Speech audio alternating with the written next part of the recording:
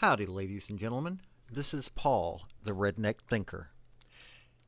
Thomas Jefferson said, "If you want something you've never had, you must be willing to do something you've never done." Benjamin Franklin said, "Without continual growth and progress, such words as improvement, achievement, and success have no meaning."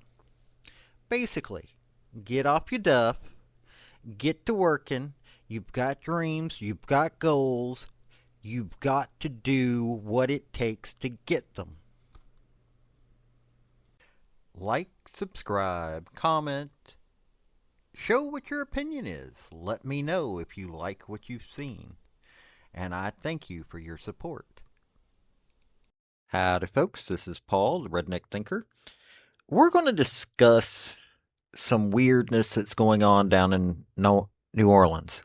Now, I love me some New Orleans, but this is an odd story, and it could be just New Orleans politics, but it could also be a little bit something else. And it does cause you to think about something that goes on behind the scenes with the changing of sentences after a person's already gone to court, been sentenced, and is in jail. So we're going to discuss this, and we're going to discuss not just from the New Orleans standpoint, we're going to discuss it from a national standpoint, but this is going to be focused in primarily on the DA down there by the name of Jason Williams, because he's doing some really weird stuff.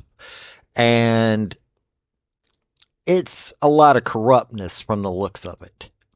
Okay, just to start out with the quick warning. We're going to be discussing New Orleans politics.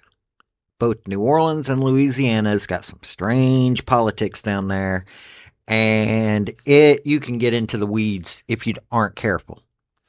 I love me some New Orleans. Other than the fact you can't get sweet tea in the French Quarter, or at least I couldn't find it when I was down there last, I love me some New Orleans. I've always had fun when I'm there, got a lot of good memories from there, so I'm not doing anything bad about the city, but as a friend of mine told me that's from down there, you go into dealing with politicians and any government employee down there, and you're automatically assuming they're corrupt because that's how New Orleans is. So, getting into the politics of that area, you're getting into the weeds a little bit. So, just remember that when you're discussing New Orleans. So, the New Orleans District Attorney, Jason Williams, he's a former city council member.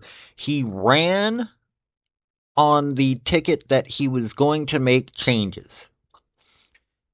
Politics has caused him to change how he does things because now even he uses several of the things that he didn't want before, treating children, well, teenagers that have done certain crimes as adults, using the habitual criminal laws, those kinds of things. But what he's done, and what made it really noticeable, is that he went in and worked to change sentences. He's been in office for 3 years. His predecessor, who he always said was tough on things, he went in and changed the sentences of some of the people that his predecessor had convicted. Now, it wouldn't have been that big of a notice, and it wasn't that many. It's only like 28 people, but he hurriedly did a whole bunch of them just before there was a law that said that this had to be all of the changes with sentences had to be reviewed from the state attorney general's office before it was allowed to go that far. So when Williams responded to this, he didn't go, "Hey, we had definitive reasons for doing this, and here are what the reasons are," or you can find the reasons per person. He didn't say that. No, he just gave a political commentary. He said that they were reviewing defective cases. He never said why they were defective. On top of the fact of several of these people have now been released. There are at least 28 state prisoners that have been resentenced, and 23 now released from custody, and showed that some had either pleaded guilty or had been found guilty of violent crimes. So you have violent offenders getting either already getting released back into society because they were found guilty or they pled guilty, or they're going to be getting out much sooner. So their victims have to worry about this. This resentencing thing was just a little too weird on this. Now look, I am well aware that we have a sentencing issue in this country. Mandatory minimums, innocent people getting convicted. I am not saying that this may not be the case. But here's the problem. Those people getting resentenced need to be have people know the reason why this was changed. You don't give a political answer that you gave when you were running when you're asked questions about this. Williams did, and this is what's got so many people in an uproar. These people may have needed to be resentenced. They may have not have needed to have had the things done to them that they had done to them. But that's the problem. Transparency is key for this, or else you're going to have a lot of victims' families going, hey, these were violent people. Why are you doing this? So it needs to be examined. It needs to be talked about, because what Williams did shows that there could have been some corruption. I'm not saying that there was. I have no proof that there was, but it is New Orleans. But then again, though, this is a national issue. How many times have people been resentenced that we don't know about? Because it's New Orleans, people are watching a little bit more, or because there was a watchdog group watching that this got noticed. But this is something that needs to be paid attention to. Now look, there is a growing movement to start resentencing people in this country. If you go to sentencingproject.org, they have on the executive summary, and I'm not going to read all of it, but today there are nearly 2 million people in American prisons and jails, a 500% increase over the last 50 years. In 2020, over 200,000 people in U.S. prisons were serving life sentences, more people than were in prison with any sentence in 1970. Nearly 1/3 of people serving life sentences are 55 or older, amounting to over 60,000 people. So this is the case.